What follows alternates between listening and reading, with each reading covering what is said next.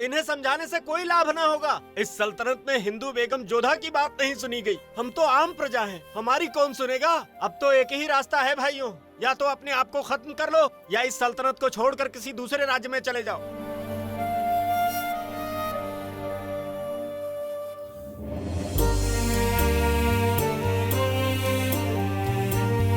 प्रणाम शहंशाह, आपकी सेवा में कुछ प्रस्तुत करूं?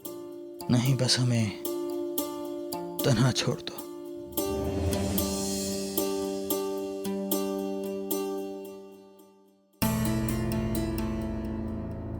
अरे भाई, ये क्या है?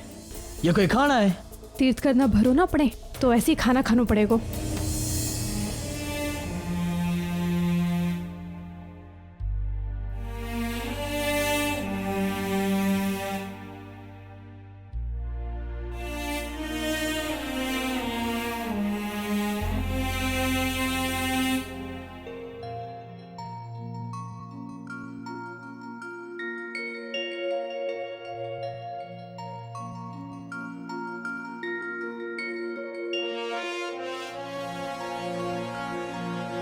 उनकी गैर मौजूदगी में हमने भी एक हुनर सीख लिया है जोधा बेगम।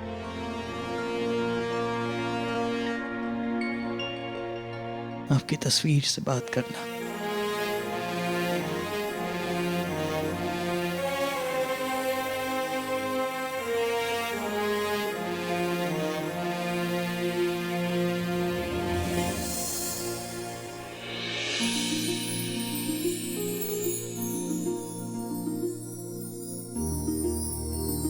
प्रणाम शहंशाह।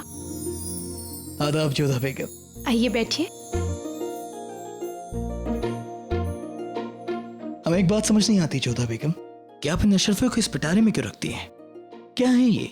ये वो धन है जो हर माह हमें शाही खजाने में से मिलता है, और इसमें से जितना हो सके हम बचा लेते हैं। हाँ, मगर क्यों, किस लिए? ताकि हम निर्धनों की सहायता कर सकें। किस तरह की मदद करती हैं आप जोधा बेगम? कई प्रकार से। उदाहरण के लिए हमें मंदिरों में भ्रमण करना बहुत अच्छा लगता है, और इस राज्य में ऐसे कई हैं जिसे ऐसा करना अच्छा लगता है, परंतु उनके पास इतना धन नहीं होता कि वो तीर्थ कर चुका सकें, और हम उन्हें धन देते हैं ताकि वो अपना तीर्थ कर चुका सकें, जिससे वो मंदिरों में भ्रमण करके अपने इष्ट के दर्शन कर पाएं। तो आप कहना चाहती हैं कि ये तीर्थ कर लगाना ठीक नहीं है? शहंशाह आप हैं, सल्तनत आपकी है, इसमें क्या उचित और क्या अनुचित ये तो आप ही अधिक समझ सकते हैं। हम तो बस उतना ही कर सकते हैं जितना हमारे अधिकार में है। फिर भी आपसे एक प्रश्न पूछना चाहेंगे, उत्तर दीजिएगा। यदि कल को कोई आपसे दरगाह में जाने से पहले लगान की मांग करे, जिससे आपकी श्रद्धा और इबादत में विघ्न पड़े, तो आपको कैसा लगेगा?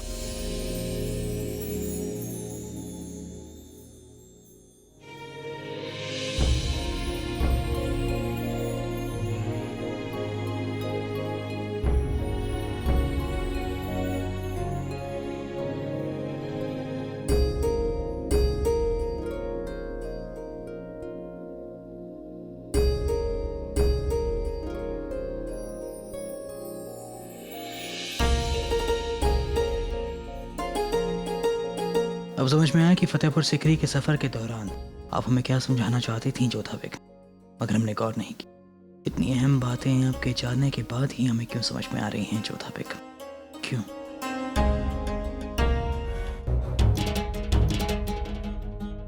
प्रणाम शहंशाह। हम जानना चाहेंगे कि कल तुम सिपाहियों से क्या बहस कर रहे थे, कि क्या तुम सब हमारे खिलाफ बगावत कर रहे थे? नहीं शहंशाह, ऐसी कोई बात नहीं है। हम आपका बहुत सम्मान करते हैं, परंतु हमारी कुछ शिकायतें हैं। जी शहंशाह, सल्तनत में हम हिंदुओं को बराबर का दर्जा नहीं दिया जाता। ऐसा लगता है कि जैसे हमें प्रजा का हिस्सा ही नहीं माना जाता। हमें लूटा जाता है, खसोटा जाता है, अपनी तीर्थ यात्राओं पर हमसे कर वसूला जाता है। भले ही हम हिंदू हैं, आपके धर्म के नहीं, परंतु क्या हम आपकी प्रजा नहीं? क्या आप मुसलमानों के ही बादशाह हैं? जबान संभाल के।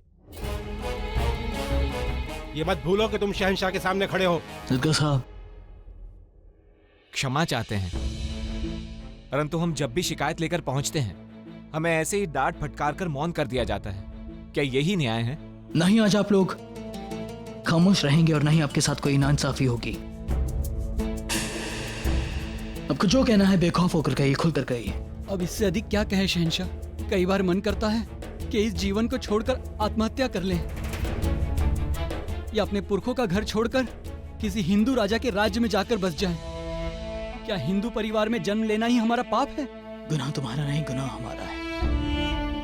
एक शहंशाह होने के बावजूद हम ये ना देख सके कि हमारी अवाम में लोगों को किस तरह की मुश्किलें देखनी पड़ती हैं, उनके साथ क्या जुल्म होते हैं। हमने बहुत सोचा और महसूस किया कि वाकई ये तीर्थ कर हिंदुओं के साथ नाइंसाफी है। इसलिए हम ऐलान करते हैं कि आज के बाद किसी भी हिंदू को कहीं भी जाने के लिए कोई तीर्थ कर नहीं देना होगा।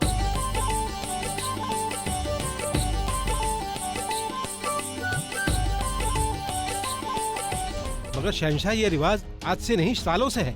मरहूम बादशाह जन्नत आशियानी हुमायूं साहब के वक्त से चला आ रहा है। हाँ हुजूर, लगान जायज है।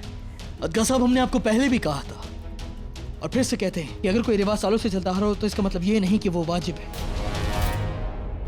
और फिर फर्ज करें कि अगर आप किसी दरगाह पर जा रहे हैं और वहां बंदगी करने के लिए आपसे महसूल मांगा जाए, तब आपको कैसा लगेगा? क्या वो जायज होगा? और मुनीम खान, ये महसूल नाजायज है। किसी की खुदा की बंदगी करने से रोकना वो नाजायज है। क्या हमारा खुदा इजाजत देगा कि अगर उसकी बंदगी में सौदेबाजी हो तो इंसाफ मांगने पर किसी को मारना वो नाजायज है। शाही फरमान दिखाकर किसी से नाजायज रकम मांगना वो नाजायज है। इस्लाम में सूद मांगना हराम होता है क्योंकि सूद देने वाले के दिल में बहुत तकलीफ होती है, वो अपने दिल से हाय देता है। इसलिए अगर हम किसी को उसकी खुदा की बंदगी करने से रोकेंगे तो क्या उसके दिल से हाय नहीं निकलेगी? अदगा साहब, उस सिपाही को हमारे सामने पेश किया जाए जो कल इन लोगों को कोड़े मार रहा था।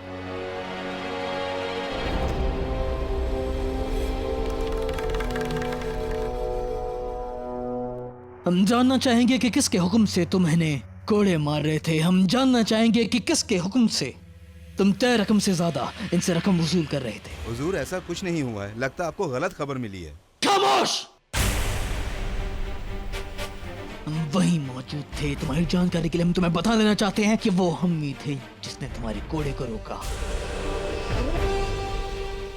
आवाम में खुलेआम लूट हो रही है। तय रकम से 3 गुना ज्यादा रकम पे बेचा जा रहा है। ये सब नाजायज है और हम इसकी मुखालफत करते हैं। अदगा साहब, इन बेगुनाह लोगों को कोड़े मारने के जुर्म में इसे सबके सामने 100 कोड़े मारे जाए। नहीं हुजूर, नहीं हुजूर। और फर्ज हुक्म दिखाकर इनसे ज्यादा रकम वसूलने के जुर्म में इसे कैद खाने में डाल दिया जाए। इसकी सारी जायदाद नीलाम कर दी जाए।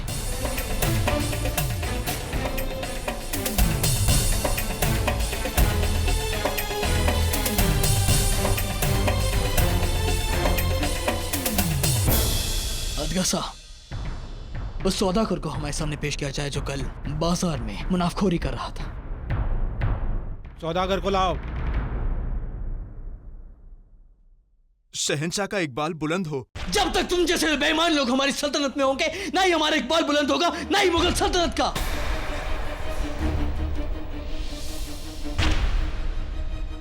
अब ये बताओ कि किसकी शय पर तुम अनाज तय रकम से 3 गुना ज्यादा रकम पर बेच रहे थे? हुजूर, हुजूर, रहम कीजिए मुझ पे। गलती हो गई हमसे। आवाम की मेहनत की कमाई को लूटना गलती नहीं, गुनाह है अज़ीम। इसे हिरासत में डाल दिया जाए और इससे पूछताछ की जाए। इसकी दुकान को जब्त कर लिया जाए और पता लगाया जाए कि कौन कौन शाही ओहदेदार इसमें शामिल है।